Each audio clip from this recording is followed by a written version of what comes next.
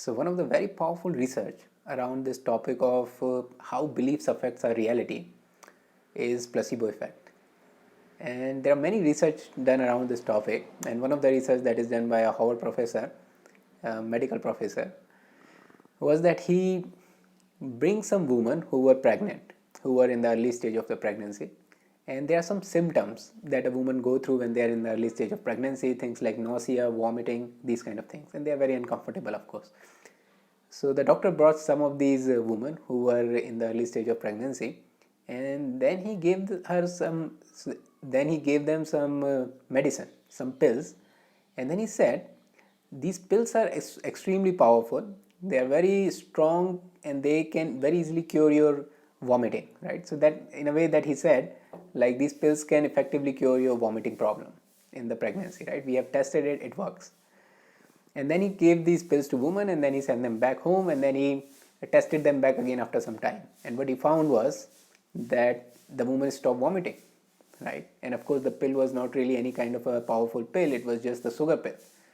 So that is what the placebo effect is, right? So the basic premises, the basic thesis is, like, if our mind believes something, it can even override the biology, right? It can even override the natural symptoms like vomiting that's supposed to be happening, if it believes that I should not be having vomiting, right? Very powerful stuff, right? But the doctor didn't stop there. He continued the uh, research. What he did now is he again brought some women who are in the early stage of the pregnancy, who are going through the vomiting, who are going through nausea, all these kind of different symptoms. And this time he again gave them pill, and then he tells again the same thing.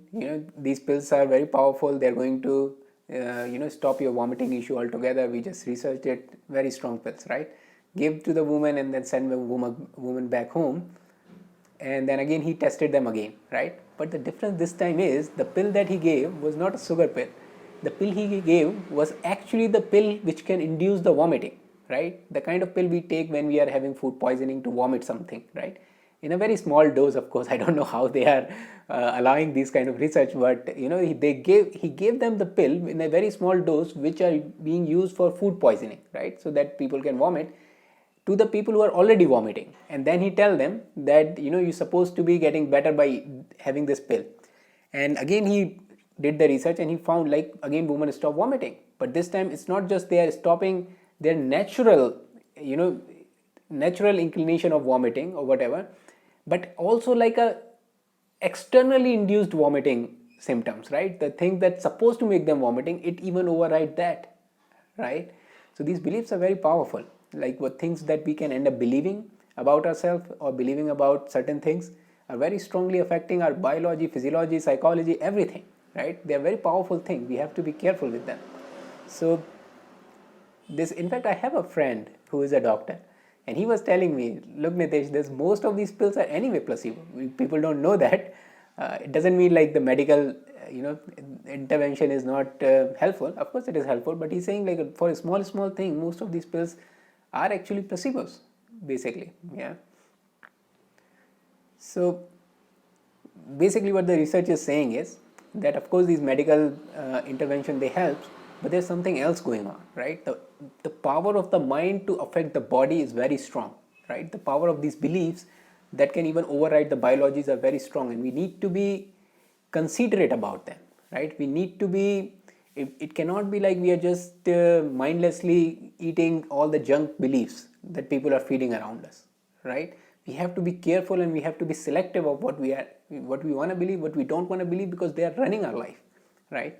So this is the placebo effect. There's also something called nocebo effect, which is opposite of it, where doctor was telling the patient, like, these surgeries or these procedures can actually be very harmful, or can potentially be very harmful, or can potentially be disturbing, and that has a negative effect, right? That has a effect on the patients, like, even though the procedure was not that harmful, but because the patient believed it was harmful, it created the issues, it created the problem, right?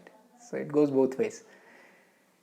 And another very interesting book that I read was this book called Self Mastery by Autosuggestion. right? He was another doctor. I think more than a century back he wrote this book, and here he was treating a patient a little bit differently. So what he was doing is basically, when patient comes to him, he was giving them placebo or whatever, but along with the placebo he gave them this affirmation, auto-suggestion, right? And one of his famous auto-suggestion is like, every day in every way I'm getting better and better, right? Some kind of auto-suggestion like that he was giving them along with the pill, because he wants them to believe this is going to work, right? So he was giving this auto suggestion with the pill, and he had in his book he has an amazing account like how effective that procedure was, right? That these kind of auto suggestion, he took it into the next level actually, right? Not just giving the placebo, but along with that he was also giving some more beliefs that can be, even more healthier, right? So it can be used in many ways, right? This understanding, this finding in the research that this beliefs affects our biology, right, quite a lot. In fact, all aspect of our life, they are very powerful, and they can be easily built by somebody just saying like, this is very powerful drug, and we end up believing that belief, right? So we can use that in a positive psychology for our own benefit, right? For using auto suggestion and using